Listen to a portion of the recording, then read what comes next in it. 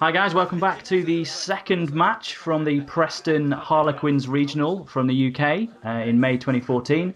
This is Grinrod playing as Scum on the right and I believe Paul on the left as Smugglers. And once again we are joined by Graham for the game. Hi Graham. Hello again, and thank you for having me back once more. No problem. Before he flips another one over and we miss it, let's talk about those cat sleeves. They are amazing.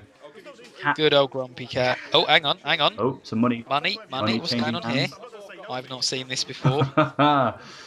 Nice, legitimate play here. £5 ability. Add 3 edge icons to your stack before you reveal it. So let's have a look at this. Looks like pure Scum with the affiliation in the top of the screen there. So we've got Hunt for Han Solo. Capture cards, reveal them to remove focus from the objective. And do some dial ticking if that card's Han. Han Solo, yeah. And it could well be. What we got? We've got an Asteroid Sanctuary, questionable contacts. So there's Han. This is going to be thematically interesting on Wookiee Life there. So is that a lucrative contract as well? Or... middle mercenary support and what looks like Hive of Scum and Villainy. Hive of Scum and Villainy. So mercenary support. Remind me, that's put a mercenary or Scum unit into play just for an objective, for an engagement, I believe. Yes, that is the balance of the Force Scum objective. So it is limit 1. And we have also got. Let's have a look. Yeah, that Z95 at the top. Yeah. We're getting rid of. I can't quite see that from here. If I didn't know better, I'd say that was a blaster pistol. Yeah. Because it is. It is a blaster pistol. So drawing up to 6. So interesting. Not a reliance then, perhaps, on mercenaries or bounty hunters at this stage of the game. I think it's worth a mention that Wookiee Life deck came out in the first opening 3 objectives there, which is always nice to see as a smuggler player. If you can get a Wookiee out to protect your Hans, your Landos, that's a great start to the game. And if it's Chewie, all the better. Exactly. So what are we looking at from the Scum player here? That's looking like a Relentless Pursuit on the very right of his hand. I believe it's a Corrupt Official on the left. That is. We will see. That's worrying that we can tell that with that information. Seen too many Corrupt Officials in my time. And a beautiful Admiral Akbar t-shirt on the right, worth pointing out as well. It is a trap. Absolutely. Still, flavor text sorely missing. Play focus tokens, not damage. Yep, there we go. That could be painful. That is one of the more entertaining mix-ups I've seen. Very well played. Wasn't aware you could damage affiliation cards. The Z95 comes out. Slave 1, I see. Yeah. Interesting one, the Z95. I tried to run it. We talked about Tridex earlier. I actually did try my Imperial Fighter deck with the Han Solo pod as the final set of pods, because obviously the Z95 is neutral. Didn't really do it for me. Okay. Remind me what comes in the Hive and Scum of Villainy. That's Greedo's pod, isn't it? Yes, I believe it is. Let's just double check. So we're doing a Get Me Solo. Yeah, that is the one. Each unit loses a unit damage while it is attacking the objective. And I believe... I'm pretty sure it's Greedo and the paid informants. It is Greedo and Pals, those paid informants, captured, bounty, yes. So just as an Z95 is forced. Yeah, and we played a Get Me Solo, which I think whilst you were looking up the objective set, we saw a Falcon, some Freeholders, a Wookiee, Bamboozle, and a couple of other cards. So a pretty good opening hand on the light side. No, then with the Freeholders in hand, we have not got against all odds in that deck. Although, was this pre the announcement? I think it was just pre, so it was the week before the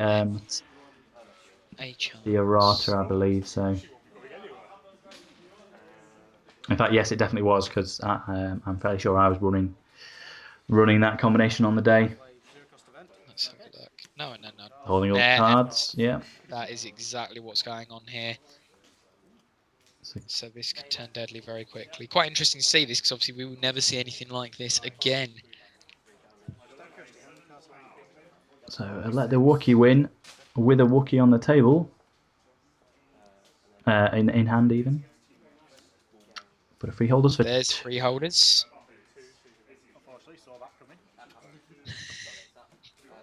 Yes, he did. course, not something you could make happen ever again. And I can see now, actually, having seen it in action there, I can see exactly why that has been ruled. That is just ridiculous. Getting that 8-cost unit out straight away for 2. Yeah, I think there was just whether you deem it to be overpowered or not. Ultimately it comes down to Fantasy Flight don't want the game to be played in that fashion. No. Balance testers obviously not happy with how that played out. So yeah, very happy for them to come out with a restricted list, and hopefully we see it evolve as pods come out, things move in and out, hopefully.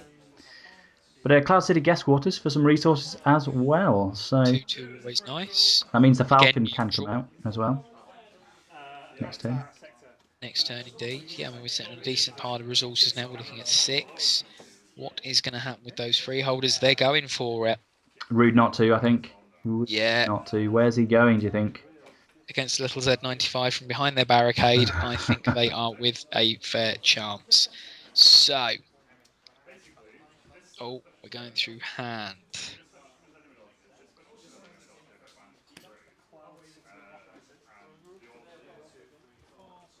Edge card's gone in. It's a very different edge battle when you know you've got your corrupt official in hand. You're not so fussed about winning it. Of course, the slave one, thrown though, and let the Wookiee win, has gone. The edge battle does go in favour of the dark side, and I suppose we are to assume one of those freeholders has just been shot. And the Z95's reaction triggers, and that card is captured. And that actually, I suppose, is where it could be useful in a tri-fighter deck.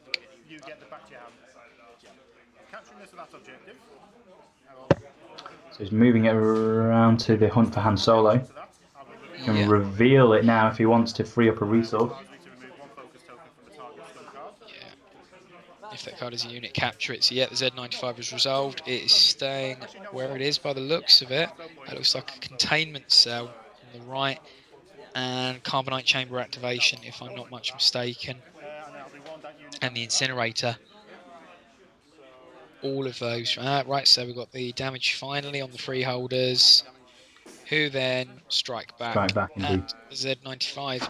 Actually quite interesting that we're not edge enabled, not a lot of unit damage coming from that wall of people. No, and corrupt official comes out. So no damage at all, so none from the freeholders, no one opposed. Committing. And then that shows you actually, elite, sensible, but actually, people say overpowered. We've just seen there how by a little Z95 and a couple of good cards, they've been rendered completely powerless. Mitigated, I think it's I'm not sure I entirely buy that argument. The tactics is definitely tactics and elite on that card are the two key powerhouses. I think if you can turn the tactics off, it's a strong card still, but definitely.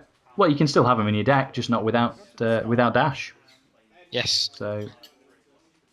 Okay, so we're getting rid of carbonite chamber activation. Drawing 3. So we've got a weak way there, which is nice with a captured card. That's coming out for 2. Of course. A couple of fake cards. Just want to check that chamber activation. This is not one I'm immediately familiar with. Yeah, non-vehicle units. Place a focus token on up to 2 target non-vehicle units with a combined printed cost of 3 or lower. So that's quite a lot of text. Yeah. The most you're going to freeze out is a couple of very inconsequential little character units. Not doing much for you when it's freeholders on the table, but the weak way comes out for 2. And the containment field on the freeholders to remove their force icons. Nice. Bane of my life, those weak ways. 2 unit damage, tactics damage, none of it edge enabled, and that reaction as well. It's not a reaction even, is it? But the ability to put it into play for 2. Yeah. If you ask me, from my personal perspective, I would call it overpowered.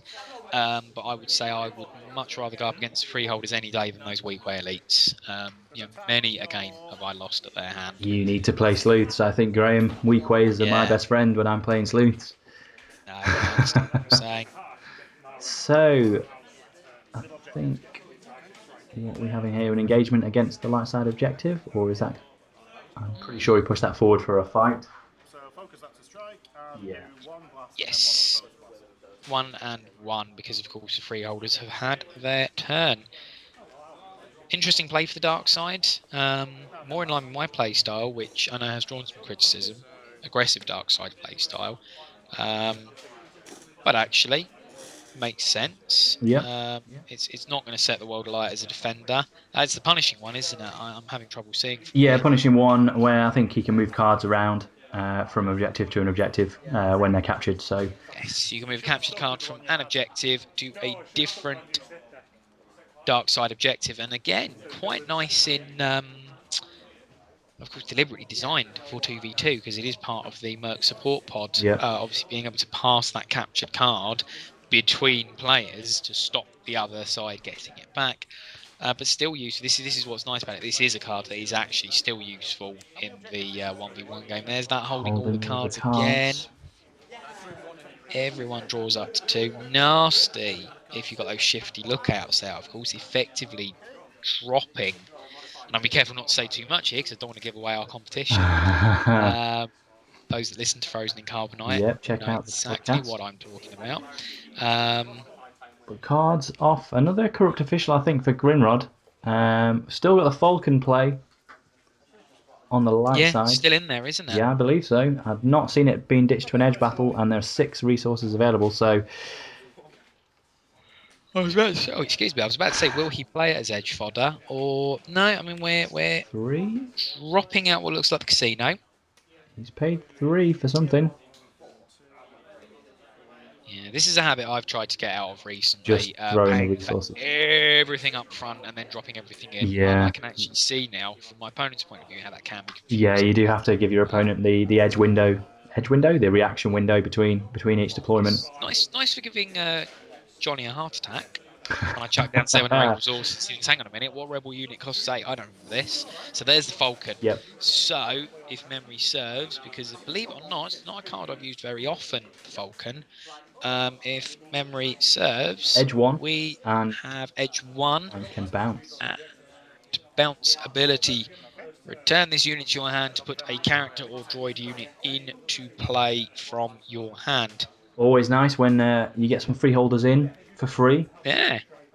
Not that they're very expensive normally, anyway. Interesting, they played an edge card there. With the Falcon having edge 1, he could have passed and forced Grinrod to commit a card first. Oh, it looks like he did. Looks like he did, actually, Grinrod's. How would this work with engagements, the Falcon's reaction? Or we've got a supporting fire there, but how, just very briefly, would that work within engagements? Presumably you can't dump a unit into an engagement by burning the Falcon up. No, you can't dump it into an engagement. So when it comes in, it wouldn't be participating in any ongoing engagement. But you can bounce the Falcon during an engagement. Yes, of course. To avoid damage. So the dark side won that one. Yep, corrupt official again. Brutal. So still no damage dealt by the light side. Right. 2 corrupt officials keeping those wheels. So bounced the Falcon, and out comes Dash. Dash. Now he's not in the fight. No. So there we go. That answers my question right there. Although my strong suspicion is that maybe Paul believed he was. Yeah, you'd still, unless you want to leave the Falcon on the board for a later turn. But you've not got any. You don't have any defenders open to block Dash. So it's probably what I'd do. You've committed a defender, left the board open. Dash and the freeholders can now swing away for days. Remind me though, attacking alone, Dash Rendar is going to gain one card, 1 objective damage for each card in your opponent's hand, I believe. Yes, because I'm looking at Balance Dash. Yes. Gains blast damage for each card in the defending player's hand while attacking alone and is elite. So, whereas I believe if we're looking at Balance Dash, that is a very different story. Yeah, Balance Dash. Spend resource to have this unit gain a unit damage icon until the end of the engagement. Yep. Yeah, clearly this is the better of the 2. So no open blockers. Grinrod can't dump cards from his hand to turn off Dash's ability. So Dash should be swinging in for some objective damage here. The question is how much. And I don't know if looks like 1. And I don't know if Asteroid Sanctuary's been playing much of a part in this game. It probably should have been triggered a couple of times to draw cards after winning an edge battle. Yeah. With no blockers up, it certainly should be triggering here with these unopposed strikes. But damage coming in from Dash, so it looks like a tactics on the punishing one. Yep. and 2. 1 and 1 unopposed. Yeah. So just the 1 card. Yeah, freeholders can't uncommit. Those cards stay on there until that unit dies.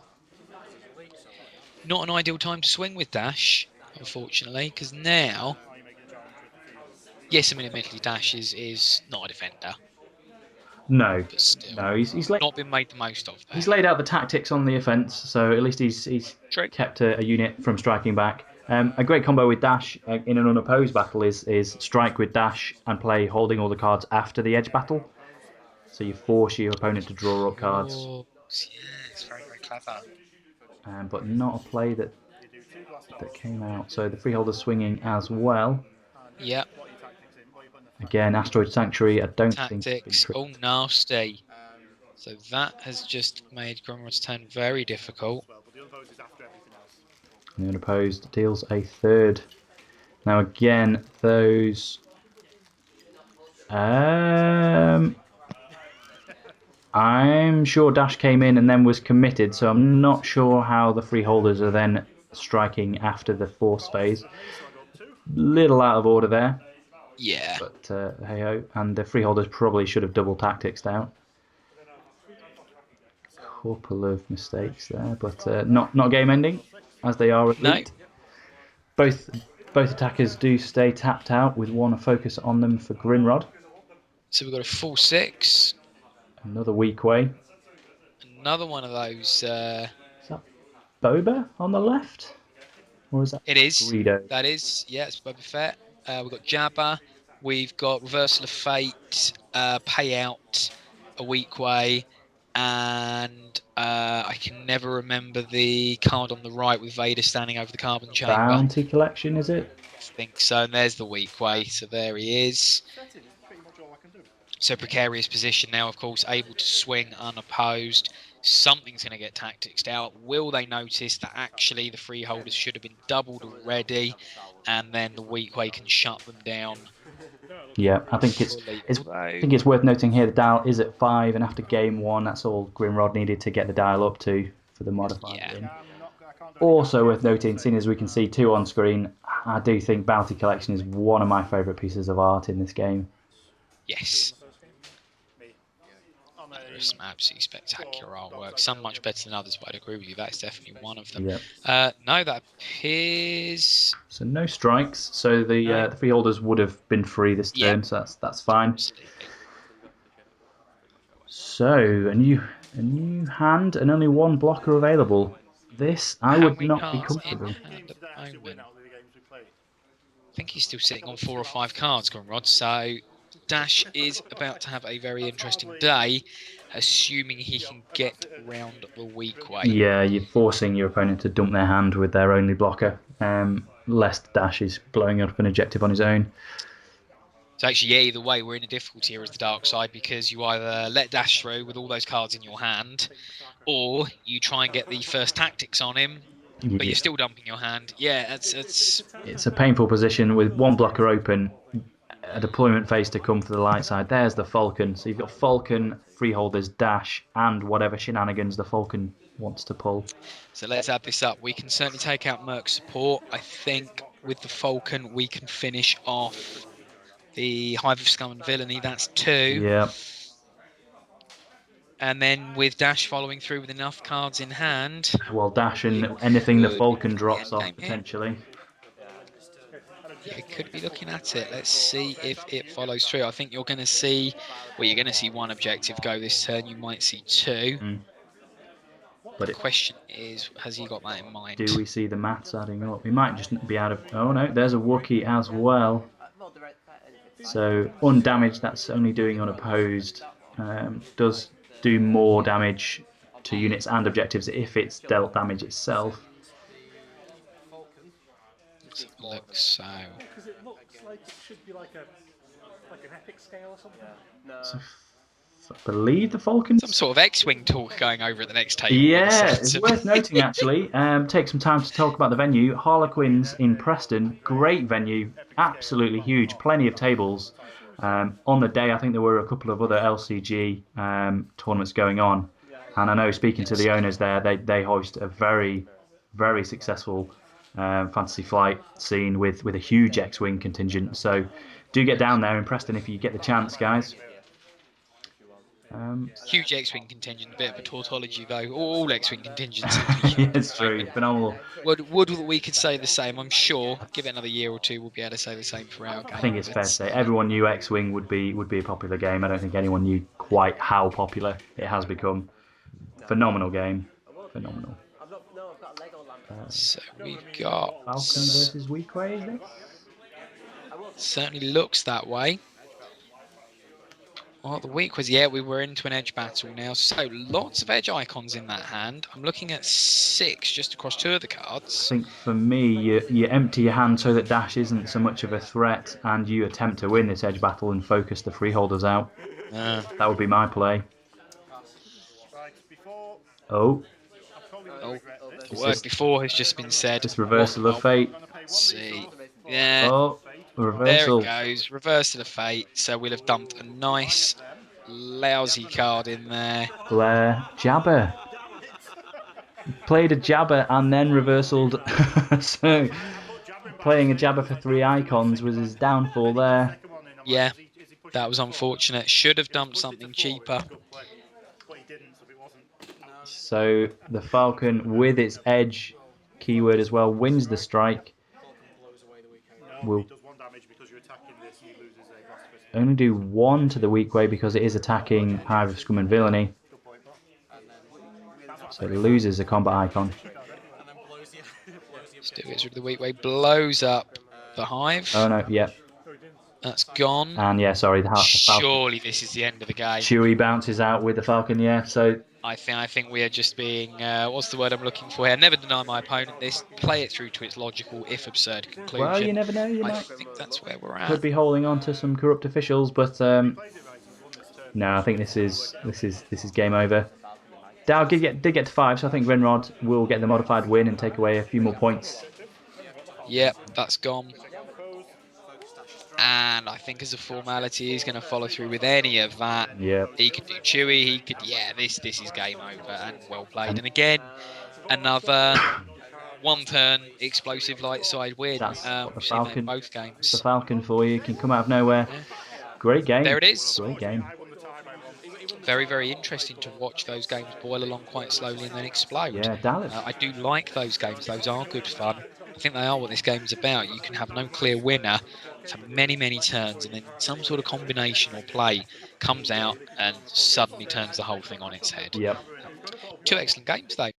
Great games all round. Hopefully you guys subscribe and stick around for a few more games from the Preston Regional as we move along to the top 4 cut and ultimately the finals. Thank you for Graham for coming along. Any shout outs from yourself?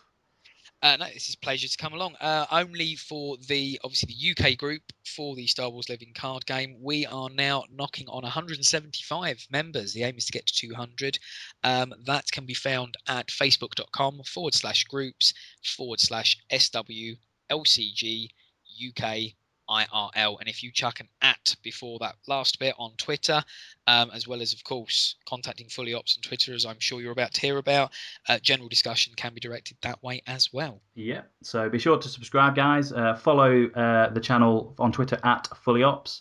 And for anyone who's thinking that we've not covered the finals from the previous regional down at London Darksphere, you can actually check those finals out on Team Covenant's YouTube page.